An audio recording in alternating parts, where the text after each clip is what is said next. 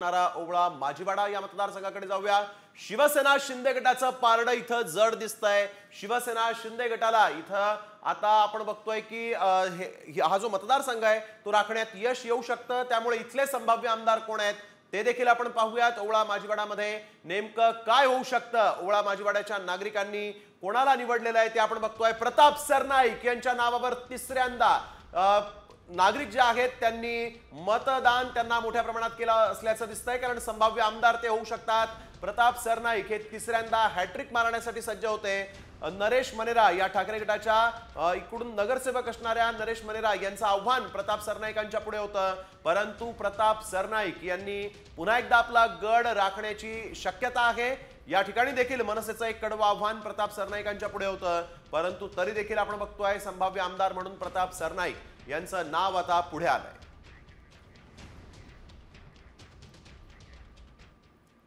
आपण पाहिलं प्रताप सरनाईक यांच्या नावावरती शिक्कामोर्तब होतोय, संभाव्य आमदार म्हणून त्यांना निवडलं जात आहे। तिसऱ्यांदा, जसं तुम्ही आता सांगितलं, तिसऱ्यांदा त्यांना मतदारांनी कौल दिलेला आहे। म्हणून याची काय कारण आहेत, तिसऱ्यांदा आमदार होताना नेमकं तिथे त्यांना मतदार का निवडतायत हे पाहणं महत्त्वाचं आहे। आपल्या प्रतिनिधींकडून जाणून घेऊयात हीच सर्व कारण।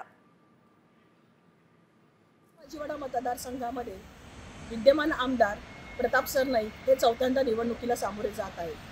2009 सालापासून शिवसेनेच्या तिकिटावरती ते सलग निवडून आलेले आहेत। यावेळी ते शिवसेना शिंदे गटाचे शिलेदार म्हणून निवडणुकीच्या रिंगणामध्ये उतरलेले आहेत। त्यांना आव्हान इथे शिवसेना ठाकरे गटाचे माजी महापौर नरेश मनेरा यांचं असणार आहे। येथेही तिरंगी लढत होण्याची शक्यता आहे, कारण मनसेने इथे संदीप पाचंगे यांना निवडणुकीच्या मैदानात उतरवलेलं आहे। एकंदरीत हा मतदारसंघ जर बघितला तर इथे उच्च मध्यमवर्गीय यांची वस्ती आहे, पण याशिवाय उत्तर भारतीय आणि इतर समाजाच्या लोकांची झोपडपट्टी वस्ती सुद्धा आहे। त्यामुळे इकडची मतं ही डिवाइड होण्याची शक्यता आहे। प्रताप सरनाईक यांनी जेव्हा शिवसेनेमध्ये 2 गट झाले, जेव्हा तो बंड झाला असं म्हटलं गेलं, त्यावेळेला सुमारे 900 कोटींची किंवा 1000 कोटींची कामं त्यांनी मंजूर करून घेतली होती। खुद्द मुख्यमंत्री यांनी अनेक वेळा भाषणांमध्ये त्याचा उल्लेखही केलेला आहे।